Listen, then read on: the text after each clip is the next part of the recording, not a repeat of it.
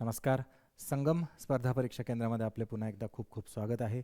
आपण आज बघणार आहोत की जे CGPA, SGPA मार्क्स जे आहेत ते ॲक्च्युली काय टाकायचे आहेत परीक्षेमध्ये, कोणते मार्क्स कसे टाकायचे आहेत, म्हणजे CGPA आणि कशा प्रकारच्या मार्कशीट्स दिसतात त्यांच्या.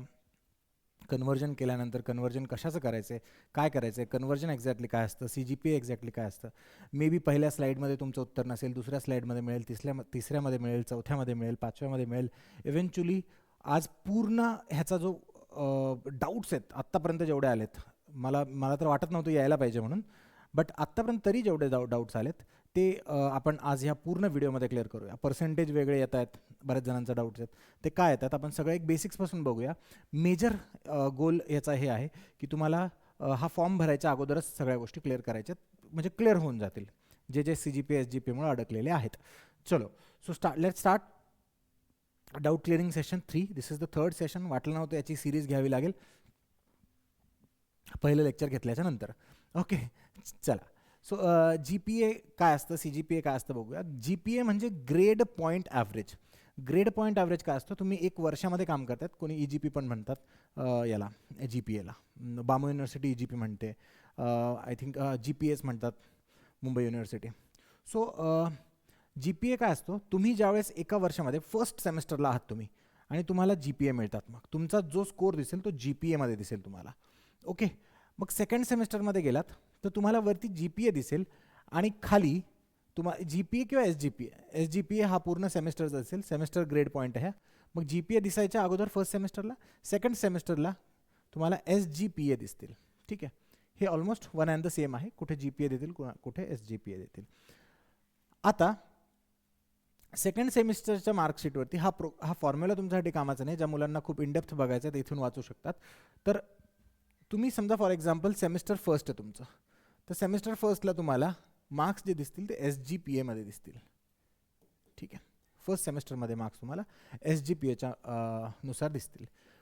आणि सेकंड सेमिस्टरमध्ये जसे तुम्ही जाल, तुम्ही सेकंड सेमिस्टरचं मार्कशीट बघाल तर SGPA तुम्हाला ह्या सेकंड सेमिस्टरचं दिसेल आणि CGPA जे असेल हे तिसरंवालं, हे CGPA म्हणजे काय, cumulative grade point average. Cumulative म्हणजे काय, क्युम्युलेट केलं आहे, अक्युम्युलेट केलं आहे. अक्युम्युलेट म्हणजे एकत्र केलं आहे, क्युम्युलेट म्हणजे पण एकत्र केलं आहे. हे CGPA जे दिसेल तुम्हाला इथे, हे राहील सेमिस्टर 1 अँड सेमिस्टर 2चं मिळून. ठीक आहे, थर्ड सेमिस्टरचं, मग सेमिस्टर 3, सेमिस्टर 4, सेमिस्टर 5, सेमिस्टर 6, कोणासाठी 7 आणि 8 पण इंजिनिअरिंगवाल्यांसाठी असं राहील. आता हे CGPA जे आहे त्यांना कोणत्या कोणत्या इन्स्टिट्यूट्समध्ये CGPI किंवा CPI पण म्हणतात, क्युम्युलेटिव्ह ग्रेड परफॉर्मन्स इंडेक्स. ठीक आहे, क्युम्युलेटिव्ह ग्रेड परफॉर्मन्स इंडेक्स हे कुठे कुठे वापरतात, टेक्निकल युनिव्हर्सिटीज, इंजिनियर्स वगैरे असेल त्यांच्या इथे, मुंबई युनिव्हर्सिटी हे वापरते, आणि त्यानंतर ITI, IITs हे पण हे ह्या टर्म्स वापरतात, काय, CGPI किंवा CPI. Okay, so CGPI CPI is one and the same. यालाच CGPI असे म्हणतात, CGPAलाच CGPI असे म्हणतात. तर जिथे कुठे तुम्हाला फोर्थ सेमेस्टरमध्ये CGPA दिसलं त्याचा अर्थ तो फर्स्ट सेकंड थर्ड सेमेस्टरचा मिळून आहे, फर्स्ट सेकंड थर्ड आणि फोर्थ सेमेस्टरचा चौघांचा मिळून आहे. SGPA जिथे कुठे दिसलं तो पर्टिक्युलर त्या मार्कशीटचा, म्हणजे त्या मार्कशीटमध्ये किती तुम्हाला मार्क्स आहेत त्याचा SGPA तुम्हाला दिसेल.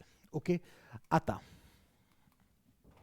मग काय झालं, how are these averages calculated, हे तुमच्या कामाचं नाही. Both SGPAs and CGPAs are computed by taking grade points earn in each courses and multiplying them by credit वगैरे वगैरे. आणि हे बघा असा ह्या प्रकारचा CGPA आणि SGPA कॅल्क्युलेट करण्याचा फॉर्म्युला आहे.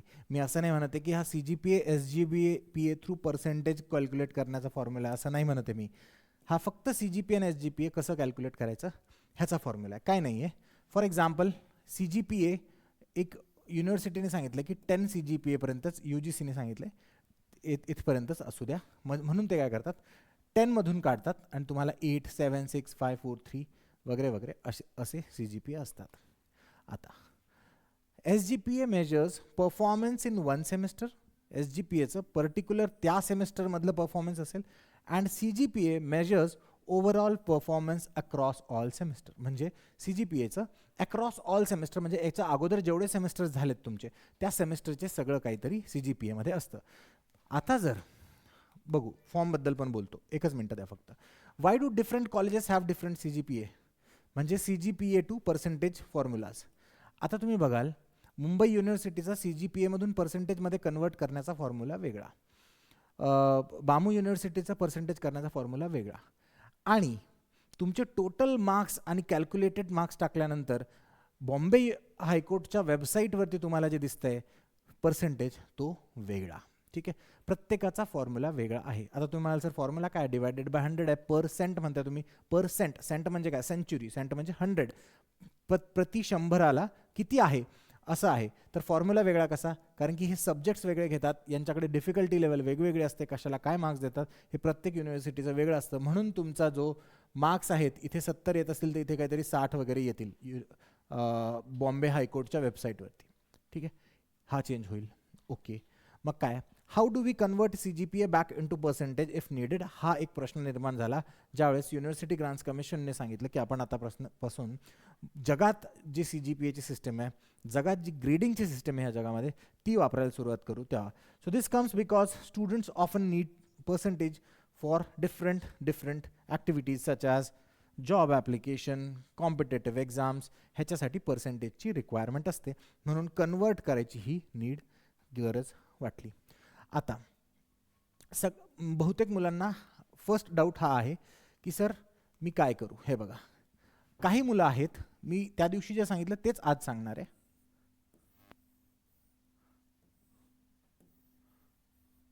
ही समजा फॉर एक्झाम्पल तुमची फायनल इयरची ही फिफ्थ सेमिस्टरचे CGPA आहे, आणि ही 6th सेमिस्टर, हे 5th सोडून द्या, 5thचं काही नाही गरज. हे तुमचं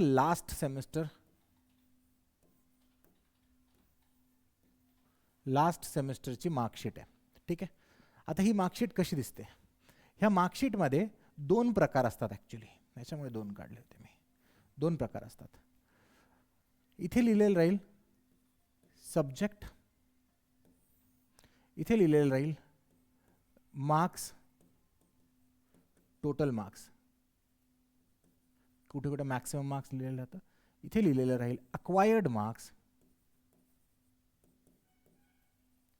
इथे लिहिलेलं राहील तुमचे एक्सेट्रा. फॉर एक्झाम्पल तुम्हाला एखाद्या याच्यामध्ये असेल आणि इथे राहील टोटल, इथे प्रॅक्टिकल. ठीक आहे, प्रॅक्टिकलचे पण 2 खाने असू शकतात, ॲक्च्युअल मार्क्स किती आहे वगैरे वगैरे, हे तुमचे राहतील सब्जेक्ट्स वगैरे वगैरे. ओके, सो तुम्हाला इथे देतील की बाबा ही एक्झाम आहे, याची 200 मार्काचा पेपर आहे. ओके, ह्याच्यामधून याला 150 पडले, प्रॅक्टिकल 20 मार्काचा आहे, ह्याच्यामधून याला 10 पडले, टोटल याला किती पडले 160. ठीक आहे, 160 मार्क्स मिळाले. हे कधी कधी इथे ही टोटल दिलेली असते, आणि कधी कधी काय केलेलं असतं, ह्या टोटलच्या ऐवजी त्यांनी दिलेलं असतं GPA दिलेला असतो 5.7. राईट. आता बघा, काही मार्कशीट्स असतात ज्याच्यामध्ये सेम फॉर्मॅट, पण इथे सब्जेक्ट आणि इथे टोटल मार्क्स, इथे किती पैकी आणि किती किती मिळाले, GOT लिहितो मी. ठीक आहे, तर ते काय करतात, 100 मार्काची परीक्षा आहे, इथे याला 5.7 CGPA मिळाला. मार्क्स देणारच नाही, इथे 5.7 CGPA देतील. टोटल करून त्याचं प्रॅक्टिकल वगैरे मिळून त्यांना 5.8 CGPA फॉर एक्झाम्पल GPA समजा त्यांना मिळाला. ही फायनल इयरची मार्कशीट आहे तुमची. बॉटममध्ये काय करतात ते, काही मार्कशीटमध्ये बॉटममध्ये त्यांनी लिहिलेलं आहे SGPA SEM 1 SEM 2 3 4 5 6 semester 1 2 3 4 5 6 total. त्यांनी प्रत्येकाचं एकतर इथे कॉलम केलेलं राहील असा, आणि इथे ते कॉलममध्ये इथे लिहितात याचा 5 CGPA, याचा 6 CGPA, याचा 1 CGPA, 7 CGPA, 4, 3 वगैरे वगैरे. ओके, असं दिलेलं राहील. आणि इथे फायनल ब्लॉकमध्ये त्यांनी दिलेलं CGPA किंवा CGPI 7. हे SGPA इथे लिहिलेले राहतील. Final CGPA 7. आता हा फायनल CGPA 7 ज्याच्या पण मार्कशीटवरती फायनल CGPA 7 लिहिलेला आहे आणि असे SGPA लिहिलेत किंवा GPA लिहिलेत. आणि इथे पण काही काही युनिव्हर्सिटीज काय करतात, हा याचा 6 सेमिस्टरचा मार्कशीट आहे, इथे लिहितात CGPA आणि काहीतरी नंबर, समजा 5.7. ठीक आहे, समजा बरं का. आता ह्यांनी इथे CGPA लिहिलं, याचा अर्थ हे जे आहे टोटल ऑफ प्रिव्हियस इयर्स आहेत, पूर्ण 5 सेमिस्टर जे आहेत अगोदरचे, त्याचं CGPA टोटल आहे. CGPAचा अर्थ मी सुरुवातीला समजवलेला काय आहे, तर हे ह्याचं पूर्ण अगोदरच्या वर्षांचा आणि हे मिळून CGPA आहे. हा पण CGPA याचा ह्या वर्षाचा आणि मागच्या वर्षाचा सगळ्यांचा मिळून CGPA आहे. ज्या ज्या मार्कशीट्सवरती अशा प्रकारे CGPA दिलेला आहे, ज्या मार्कशीट्सवरती अशा प्रकारे CGPA दिलेला आहे, लास्ट इयरच्या लास्ट सेमेस्टरच्या मार्कशीटवरती असा CGPA दिलेला आहे, त्यांना लागेल कन्वर्जन. सर कन्वर्जन सर्टिफिकेट ज्यावेळेस तुम्ही म्हणताय, मी कॉलेजमध्ये गेले, मला कॉलेजवाले कन्वर्जन सर्टिफिकेट देत नाहीये, हा मेजरली मुलांचा डाऊट असतो. तुमचा तो अधिकार आहे, तुम्हाला ते मिळायलाच पाहिजे. आता कॉलेजमध्ये गेल्यानंतर कन्वर्जनचे 2 प्रकारचे प्रॉब्लेम्स येतात. मुलांना हा इथला जो रखाना आहे, हा इथला रखाना, याच्यात जिथे त्यांनी GPA मध्ये मार्क्स दिलेत, इथे GPA मध्ये मार्क्स दिलेत, मुलं म्हणतात की सर ही मार्कशीट मला आता देत नाहीये ते लोक. ठीक आहे, ते मला काय म्हणाले, ते मला म्हणाले की 5300 मार्काची परीक्षा आउट ऑफ 5900 मार्क्स ह्या मुलाला मिळाले, 300 नाही, 5200 मिळाले समजा. ठीक आहे, काहीतरी चुकलं इथे.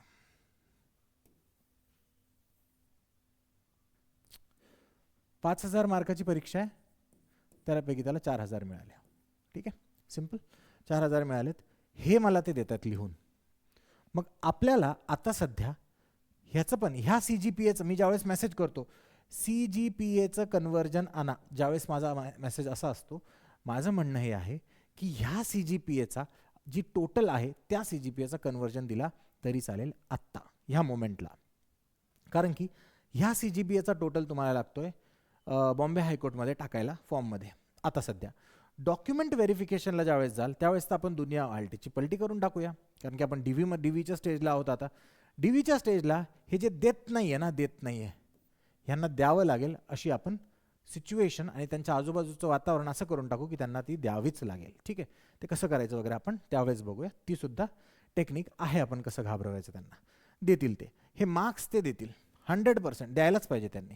ठीक आहे, बट आता देत नाही आहे, आता भांडत बसू नका, आता काहीच भांडू नका. सर मला हे CGPA 7 जे आलं आहे ना, हे कितीपैकी आलं आहे टोटल, पूर्ण 6 सेमिस्टरचे जे आहेत ते तुम्हाला लिहून देतील एका पेपरवर. कसं दिसेल ते बघा. हे बघा, कुणाचं असं असतं बाबा, semester 3rd 4th 5th 6th 7th 8th हे ह्यांच्या याच्यावरती 2nd year 3rd year 4th year ह्या 4च होतं त्यांच्या मार्कशीटवरती. त्यांनी काय केलं, त्यांनी सांगितलं मॅक्सिमम मार्क्स 700 600 800 800 700 100 आणि त्याचे झाले 3700 मार्क्स. त्यांनी काय केलं, आउट ऑफ 3700 हे मोठं होईल का नाही, आउट ऑफ 3700 ह्या मुलाला 2805 मार्क्स मिळालेले आहेत, हे दिलं. त्यांना काय करायचं, हे टाकायचं, आपण हे टाकायचं. ओके सर मी टाकतोय पण माझे पर्सेंटेज वेगळे येत आहे. हे जे पर्सेंटेज आहे ना सर माझे, इथे जे काय हे 75% दिले, तिथे 75%, हे CGPAच्या कन्वर्जनवरती 75% येत आहेत आणि बॉम्बे हायकोर्टच्या वेबसाईटवरती 80% येत आहेत. येऊ द्या, डोंट वरी अबाउट दॅट, कारण की प्रत्येक युनिव्हर्सिटीचा CGPA टू पर्सेंटेज करण्याचा फॉर्म्युला वेगळा असतो. ठीक आहे, सो तुम्ही एखाद्या दुसऱ्या ह्याच मुलाचं जर बघितलं आत्ता करून, बॉम्बे हायकोर्टच्या वेबसाईटवरती तुम्ही बघतायत, ह्याच मुलाचं जर बघितलं 37002805, त्याचंच काहीतरी वेगळं पर्सेंटेज येईल, तुमचं त्याच्यापेक्षा वेगळं येईल. ठीक आहे, इथे 75 येतं आहे, याचं तुमचं मे बी 80% येईल. ठीक आहे. आणि असेच जर तुमचे मार्क्स असेल, एवढीच तफावत असेल, तर तुमचं वेगळं वेगळं येईल. प्रत्येकाचं पर्सेंटेज योजण्याचा जो फॉर्म्युला आहे, वेटेज देण्याचा जो फॉर्म्युला तो वेगवेगळा आहे, असू शकतो. ठीक आहे. तर ह्याच्यासोबत कन्सिडर करू नका, ह्या मुलाचं मेजरली येणार नाही, कारण की यांनी 3,700 ह्याचं पण येऊन जाईल. ठीक आहे. सो तुम्ही हे जरी चेंज होत असेल तरी करा. कोणाकोणाचा असा दिसतो. त्यांना काय केलं, आता एक पेज आहे नॉर्मल पेज, पण हा कॉलेजच्या लेटर हेडवरचा पेज आहे.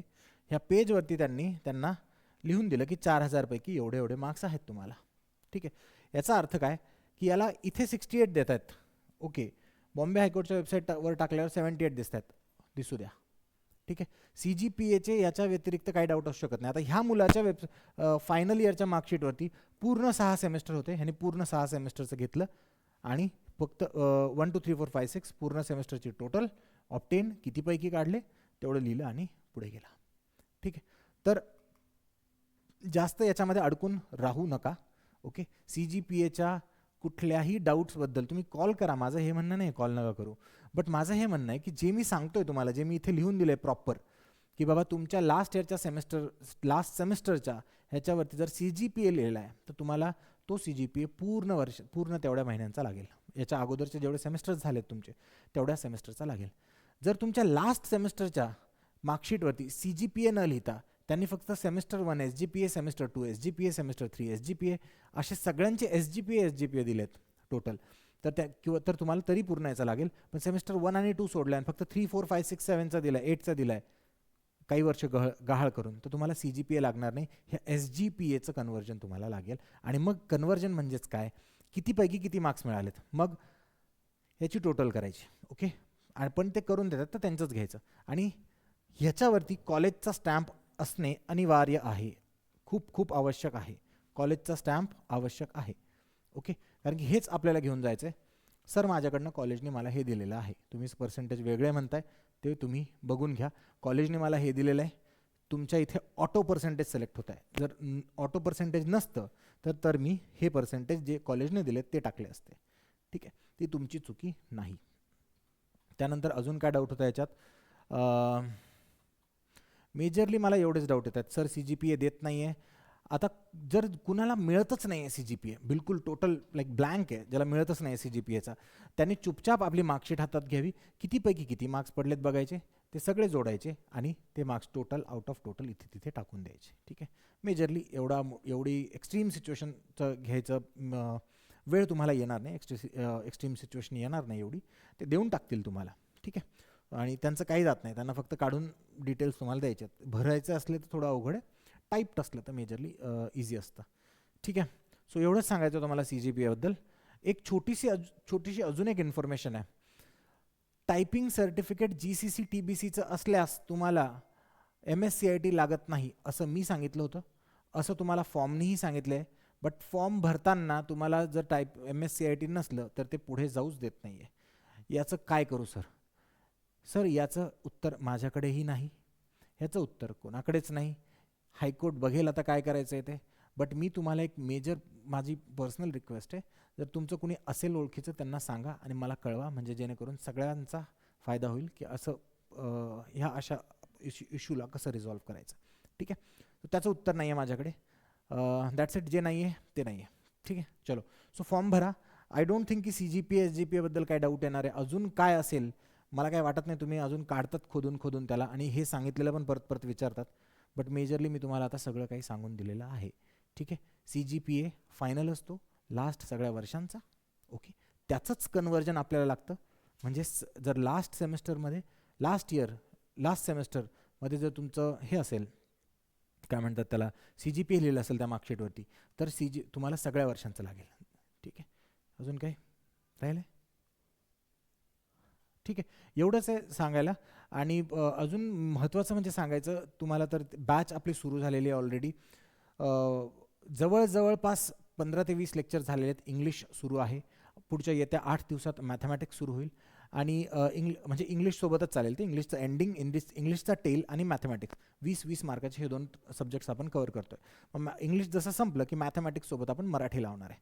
ठीक आहे. आणि प्रत्येक विषय आपल्या जी स्ट्रॅटेजी आहे क्लासरूम्सची ती अशी राहणार आहे की तुम्हाला अगोदर सब्जेक्ट होईल.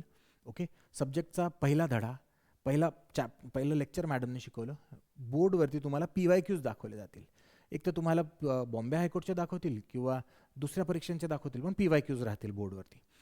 जसं लेक्चर झाल्याच्या काही वेळानंतर, लगेच नाही, काही वेळानंतर, एक अर्धा, दीड, 2 तास, 5 तास नंतर तुम्हाला त्याच लेक्चरवरती सॉल्व्ह करण्यासाठी MCQs मिळतील. ठीक आहे. जे क्वेश्चन मिळतील MCQs 10-15 MCQs राहतील, ते त्याच लेक्चरवरती बेस्ड राहतील. ठीक आहे. आणि प्रत्येक लेक्चरला तुम्हाला लेक्चर वाईज MCQ मिळेल. एका आठवड्याला, दर आठवड्याला एक टेस्ट सिरीज होईल, एक टेस्ट होईल. पण ती टेस्ट काही पूर्ण विषयांची होणार नाही. जेवढं तुम्हाला आठवड्यात शिकवलेलं तेवढ्या विषयांची टेस्ट होईल. त्यानंतर तुमचे अशा प्रकारे विषय होत जातील. इंग्लिश विषय संपला, समजा एक विषय संपला, तर त्या एक विषयाची संपूर्ण विषयाच्या 5 टेस्ट होतील. ठीक आहे. त्या संपूर्ण विषयाच्या 5 टेस्ट होतील. मग मॅथ्स झाला, मॅथ्सच्या 5 टेस्ट, सगळे विषय झाले त्यांच्या 5-5 टेस्ट. ठीक आहे. सगळ्या टेस्ट झाल्याच्या नंतर पूर्ण जे सब्जेक्ट्स आहेत, ऑल सब्जेक्ट्स मिळून तुमच्या एक बॉम्बे हायकोर्टसारखा 90 क्वेश्चनचा अशी एक टेस्ट, तशा तुमच्या 5 टेस्ट परत घडवून आणल्या जातील. ठीक आहे. आणि जर ऐन वेळेवर कळालं आपल्याला ऑनलाईन आहे तर ऐन वेळेवर बघूया. बट सध्या तुम्हाला 40 सेकंद आहेत तुम्हाला एक प्रश्न सोडवण्यासाठी. तर त्याच फॉर्मॅटमध्ये आपण क्वेश्चन बनवतोय. क्वेश्चन खूप डिफिकल्ट राहणार नाही, जो की 40 सेकंदाच्या वर त्याला वेळ लागेल, आणि क्वेश्चन खूप इझी राहणार नाही की जो त्याला लवकर सोडवला जाईल. पण काही क्वेश्चन्स असे असू शकतात जे वाचल्या सोडवल्या जात आहे. म्हणजे आम्हाला माहिती आहे की समजा हा क्वेश्चन वाचल्या सोडवला जातोय, त्या क्वेश्चनला आम्ही 4-5 सेकंद वेळ अलॉट करू आणि त्याचे उरलेले मिनिट्स आपण दुसऱ्या क्वेश्चनला देऊ शकू. म्हणजे एक्झाम ओरिएंटेड प्रॉपर प्रिपरेशन आपण करणार आहोत. So please join the success, that's what I would be saying. तर आपले खूप विद्यार्थी पास झालेत, त्या विद्यार्थ्यांमध्ये तुम्हाला बघण्याची खूप इच्छा आहे. So join Sangam and join success. Thank you so much.